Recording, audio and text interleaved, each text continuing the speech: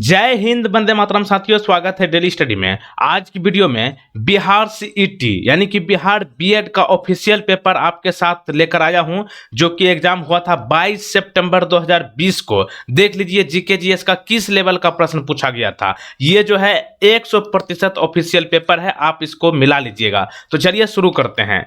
पहला प्रश्न देखिएगा, हुमायूं का मकबरा कहाँ स्थित है। देखिए प्रश्न इस तरह से पूछा गया था, हुमायूं का मकबरा कहाँ स्थित है। हुमायूं के मकबरा की बात करें तो ये होगा आपका दिल्ली, ऑप्शन नंबर सी। यहाँ पे आप देख सकते हैं इस तरह का हुमायूं का मकबरा है। इनके अलावा ये आपको ध्यान रखना है, हुमायूं का मकबरा दिल्ली में है। इनके अलावा और भी शासक के आपसे आने वाले एग्जाम में पूछे जा सकते हैं, जैसे कि बाबर का मकबरा कहाँ है, काबुल अफगानिस्तान में। अकबर का कहाँ है, सिकंदरा आगरा में। जहांगीर का मकबरा कहाँ है, लाहौर पाकिस्तान में। शाहजहां का कहाँ है, आगरा में। औरंगजेब का कहाँ है, दौलताबाद महाराष्ट्र में। और बहादुर शाह जफर का पूछा जाता है तो इसका है यंगून म्यांमार में। आगे देखिए, दीन ए इलाही की शुरुआत किसने की थी। दीन ए इलाही जो है ये इसकी शुरुआत की थी अकबर, ऑप्शन नंबर ए यहाँ पे सही जवाब है। देखिए इस तरह से प्रश्न पूछा गया था, लेकिन अब जो है इस तरह से भी प्रश्न पूछा जा सकता है। दीन ए इलाही की शुरुआत कब हुई थी, 1582 में। किसने की थी, अकबर ने। दीन ए इलाही का दूसरा नाम क्या है, ईश्वरीय आस्था। और ये जो है नए धर्म का प्रचार करने के लिए किया गया था। अगला देखिए, पानीपत का प्रथम युद्ध किस वर्ष लड़ा गया था। बेसिक प्रश्न जो है वहां पे पूछा गया था। पानीपत का प्रथम युद्ध की बात करें तो 1526 होगा, ऑप्शन नंबर बी यहाँ पे सही जवाब होगा।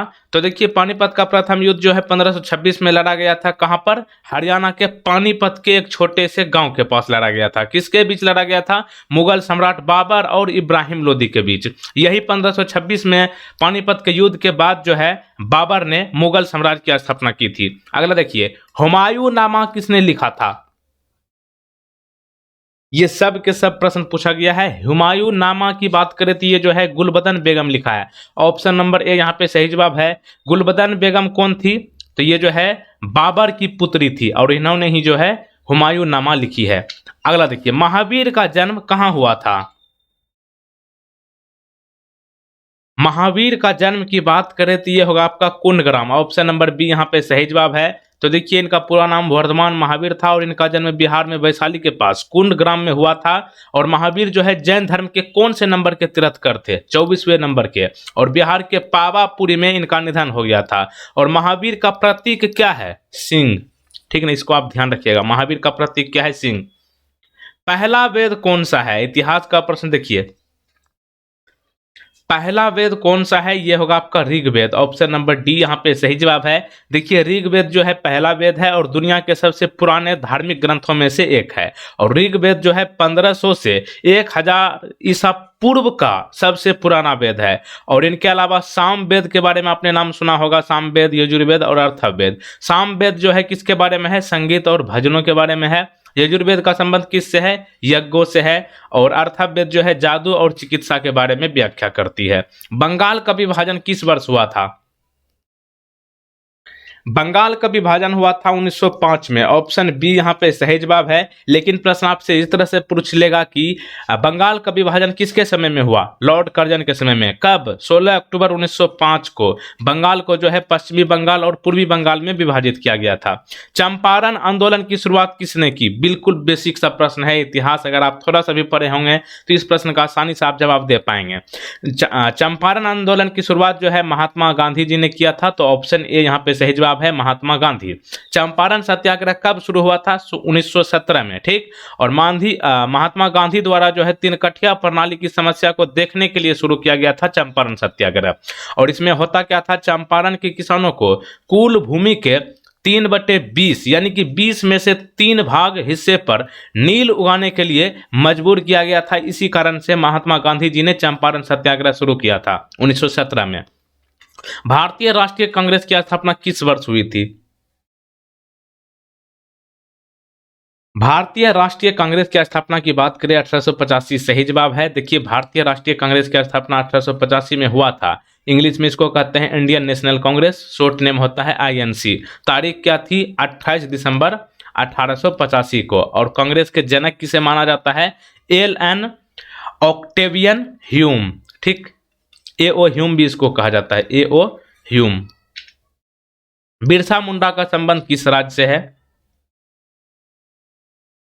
बिरसा मुंडा का संबंध जो है झारखंड से है। ऑप्शन बी सही जवाब है। देखिए 15 नवंबर 2000 के बाद जो है इनका संबंध अब झारखंड से बताया जाता है, लेकिन इसका पहले संबंध कहाँ से था? बिहार से ही था। लेकिन 15 नवंबर 2000 को जो है बिहार से अलग हुआ है झारखंड, तो अब बिरसा मुंडा का संबंध किस राज्य से हो गया? झारखंड से। तो देखिए बिरसा मुंडा जो है झारखंड से संबंधित है और इनका जन्म 15 नवंबर 1875 को झारखंड की राजधानी रांची में हुआ था। इसलिए 15 नवंबर बिरसा मुंडा के जन्मदिन पर ही झारखंड राज्य की स्थापना की गई है, बिहार से अलग करके। और ये जो है एक भारतीय आदिवासी स्वतंत्रता सेनानी, धार्मिक नेता थे और ये झारखंड की मुंडा जनजाति से ताल्लुक रखते थे। और इनके नाम पर रांची एयरपोर्ट है, बिरसा मुंडा के नाम पर। कहां पर? रांची में। गीतांजलि किसने लिखी है? गीतांजलि जो है रविन्द्रनाथ टैगोर जी लिखे हैं। ऑप्शन ए सही जवाब। तो देखिए 1913 में रविन्द्रनाथ टैगोर को गीतांजलि के लिए नोबेल पुरस्कार से सम्मानित किया गया था। और गीतांजलि का विषय क्या है? भक्ति। और गीतांजलि का आदर्श वाक्य क्या है? मैं यहाँ तुम्हारे गीत गाने के लिए आया हूं। अगला देखिए, बिहार में लोकसभा की कितने सीटें हैं? यह प्रश्न पूछा गया था 2020 के परीक्षा में, बिहार के बीएड वाला एग्जाम में। तो यहां पर बिहार में लोकसभा की सीट की बात करें तो कुल मिलाकर 40 है। ऑप्शन डी यहां पे बिल्कुल राइट आंसर होगा। राजधानी कहां है? पटना है। इसके बाद बात करें लोकसभा की सीटें कितना है बिहार में? 40। राज्यसभा की सीट 16। राज्य पशु बिहार का क्या है? गौर। और राज्य पक्षी क्या है? भारतीय रोलर। और राज्य वृक्ष पीपल है। और राज्य पुष्प कचनार। मिजोरम की राजधानी क्या है? देखिए 7 सिस्टर्स जो है ना उसमें से राजधानी पूछ लेता है, तो मिजोरम की राजधानी की बात करें ये होगा आपका आइजोल। ऑप्शन बी यहाँ पे राइट आंसर। और मिजोरम की स्थापना कब हुई? 20 फरवरी 1987 को। राज्यसभा कितना है यहाँ पर सीट मिजोरम में? 1 है। लोकसभा की सीट कितना है? 1। उपनाम क्या है? पहाड़ियों की भूमि। यानी कि इस तरह से प्रश्न पूछ लेगा कि पहाड़ियों की भूमि किसे कहा जाता है?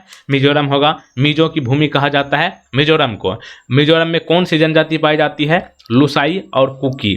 और राष्ट्रीय उद्यान यहाँ पर कौन कौन है? मुरलेन राष्ट्रीय उद्यान और फोंगपुई राष्ट्रीय उद्यान। पत्थरों का शहर किसे कहा जाता है? पत्थरों का शहर कहा जाता है लखनऊ को। ऑप्शन ए यहाँ पे राइट आंसर है। देखिए लखनऊ जो है उत्तर प्रदेश की राजधानी है। और लखनऊ किस नदी के किनारे बसा है? गोमती नदी के किनारे बसा है। और लखनऊ के उपनाम कौन कौन है ये आप देख लीजिए। नवाबों का शहर कहा जाता है लखनऊ को, पत्थरों का शहर कहा जाता है और हाथियों का शहर कहा जाता है। आगे बढ़ने से पहले बता दें कि आप लोग फटाफट वीडियो को लाइक कर लीजिए। और जो लोग पहली बार चैनल पर आए हैं तुरंत चैनल को सब्सक्राइब करके इस बेल आइकन को क्लिक करने के बाद ध्यान रखिएगा ये ऑल नोटिफिकेशन को क्लिक करके रखिएगा ताकि नई वीडियो का नोटिफिकेशन सबसे पहले आप तक पहुंचे। अगला देखिए, बिहार की राजधानी पटना किस नदी के किनारे स्थित है? राजधानी पटना जो है गंगा नदी के किनारे बसा है, इसलिए ऑप्शन बी सही जवाब है, गंगा नदी। तो देखिए 4 नवंबर 2008 को भारतीय प्रधानमंत्री मनमोहन सिंह ने गंगा नदी को भारत की राष्ट्रीय नदी के रूप में घोषित किया है। तब से भारत के राष्ट्रीय प्रतीक का हिस्सा रहा है गंगा नदी। और गंगा नदी के किनारे बसा है बिहार की राजधानी पटना। ताजमहल किस शहर में स्थित है? देखिए ये सब बेसिक प्रश्न पूछा गया था, ये बच्चा जवाब दे सकेगा। ताजमहल जो है उत्तर प्रदेश के आगरा शहर में है। और इसे शाहजहां ने अपनी पत्नी मुमताज की याद में 1632 से 1653 के बीच में बनवाया था। और 1983 में ताजमहल को संयुक्त राष्ट्र शैक्षिक, वैज्ञानिक और सांस्कृतिक संगठन यानी कि यूनेस्को द्वारा विश्व धरोहर स्थल के रूप में नामित किया है। गुलाबी शहर के रूप में किसे जाना जाता है, यानी कि पिंक सिटी ऑफ इंडिया? गुलाबी शहर जो है जयपुर को कहा जाता है। तो ऑप्शन सी यहाँ पे सही जवाब है, जयपुर। तो देखिए जयपुर जो है राजस्थान की राजधानी और सबसे बड़ा शहर है। जयपुर की स्थापना कब हुई? 1727 में हुई। आमेर के राजपूत शासक जय सिंह द्वितीय ने की थी। इन्हीं के नाम पर रखा गया है, जय सिंह के नाम पर ही जयपुर, जिसे गुलाबी शहर कहते हैं। दिल्ली के मुख्यमंत्री कौन है ये भी पूछा गया था। अरविंद केजरीवाल, ये भी बच्चा जानता है। तो ऑप्शन बी यहाँ पे सही जवाब। तो देखिए अरविंद केजरीवाल जो है एक भारतीय राजनीतिज्ञ और पूर्व नौकरशाह है। और ये फरवरी 2015 से दिल्ली के वर्तमान और 7वें मुख्यमंत्री के रूप में कार्य किया है। कोसी नदी किस राज्य में है? देखिए इन ऑप्शंस में से बताइए कि कोसी नदी जो है इनमें से कौन सी राज्य में बहती है? तो ये होगा आपका बिहार। तो ऑप्शन डी। तो देखिए कोसी नदी को बिहार का शोक कहा जाता है। और कोसी नदी की मुख्य सहायक नदियां आपसे पूछी जा सकती है। तमोर नदी है, अरुण नदी और सूर्य कोसी और इनके साथ साथ तमा कोसी नदी और इनके साथ साथ लिखू खोला, ये सभी नदियां जो है कोसी नदी का सहायक नदी है। नेपाल की राजधानी क्या है? हमारे पड़ोसी देश नेपाल की राजधानी की बात करें तो ये होगा आपका काठमांडू, ऑप्शन ए यहाँ पे राइट आंसर। और इनके अलावा सार्क का मुख्यालय कहाँ है? काठमांडू नेपाल की राजधानी में ही है। सार्क की स्थापना कब हुई? 1985 में बांग्लादेश के ढाका में हुई थी, लेकिन इसका हेडक्वार्टर जो है नेपाल के काठमांडू में है। कंप्यूटर का जनक किसे कहा जाता है? कंप्यूटर का जनक कहा जाता है चार्ल्स बेबेज को, ऑप्शन डी यहाँ पे राइट आंसर है। तो देखिए 1820 में चार्ल्स बेबेज ने मैकेनिकल कैलकुलेटर और डिफरेंस इंजन को तैयार और निर्माण उन सिद्धांतों पर कार्य किया जिन्होंने आधुनिक इलेक्ट्रॉनिक कंप्यूटर की परिकल्पना की थी। निम्नलिखित में से कौन पृथ्वी का भाग है? इनमें से कौन पृथ्वी का हिस्सा है? तो यह होगा आपका वायुमंडल, जलमंडल, स्थलमंडल, यानी कि उपयुक्त सभी ऑप्शन नंबर डी, ए, बी, सी सभी सही है। तो देखिए पृथ्वी के 4 अलग अलग क्षेत्र है, वायुमंडल, जलमंडल, स्थलमंडल और जीवमंडल।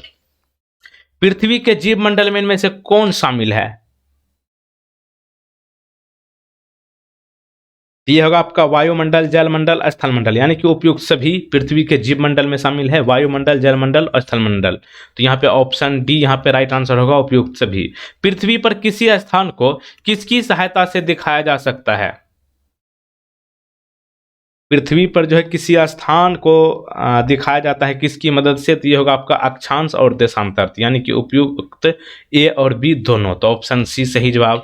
अगला देखिए, बिहार की राजधानी क्या है? बिल्कुल बेसिक प्रश्न।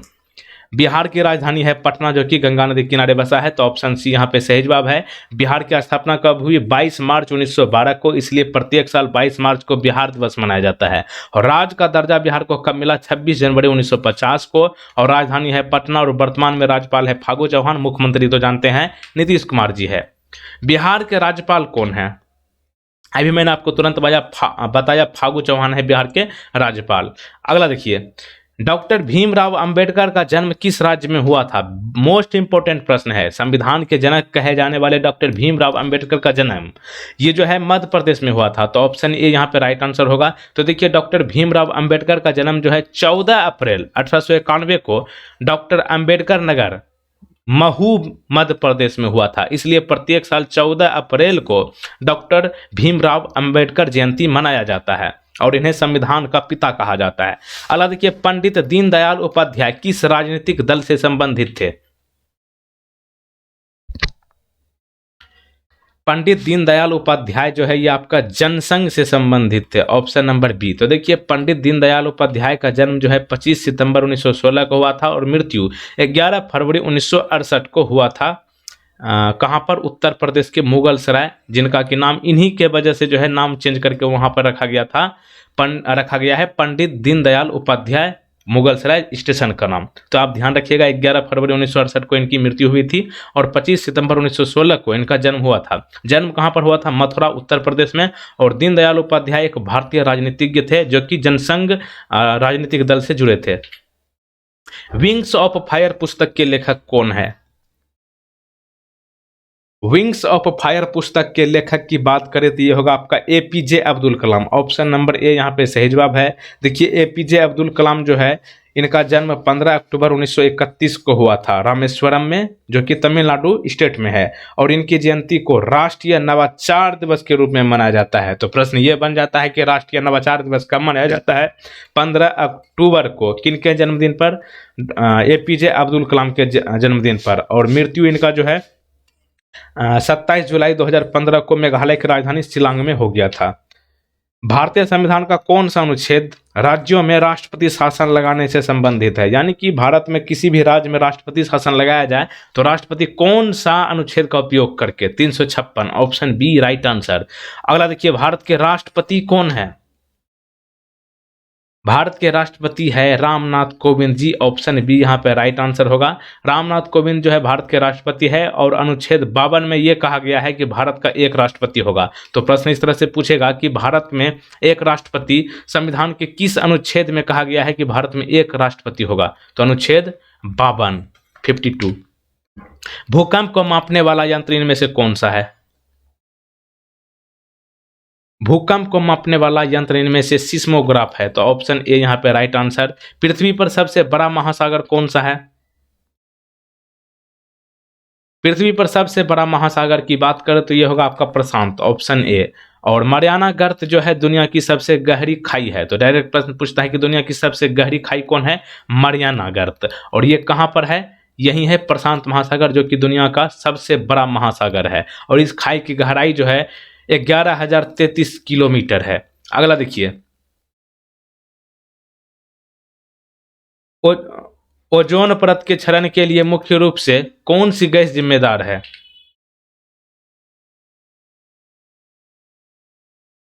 ओजोन परत के क्षरण के लिए मुख्य रूप से इनमें से CFCS जिम्मेदार होगा, तो ऑप्शन सी यहाँ पे सही जवाब है, CFCS। देखिए, ओजोन परत के क्षरण के लिए मुख्य रूप से क्लोरोफ्लोरोकार्बन जिम्मेदार है, जिसको कि कहते हैं CFCS, तो ध्यान रखिएगा क्लोरोफ्लोरोकार्बन। अगला देखिए, जाकार्ता किस देश की राजधानी है?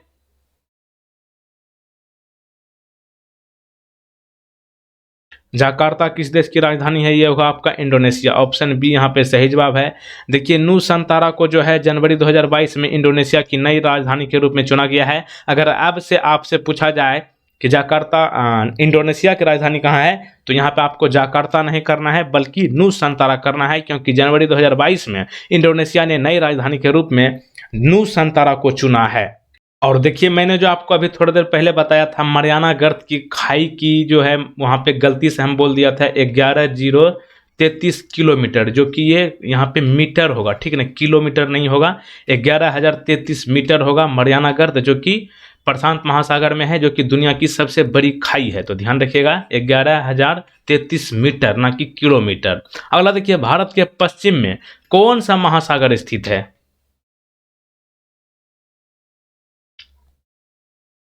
भारत के पश्चिम में इनमें से अरब सागर स्थित है, ऑप्शन ए सही जवाब है। देखिए, अरब सागर जो है भारत के पश्चिम में स्थित है, और यह उत्तरी हिंद महासागर का एक क्षेत्र है। भारत के वर्तमान रक्षा मंत्री कौन है?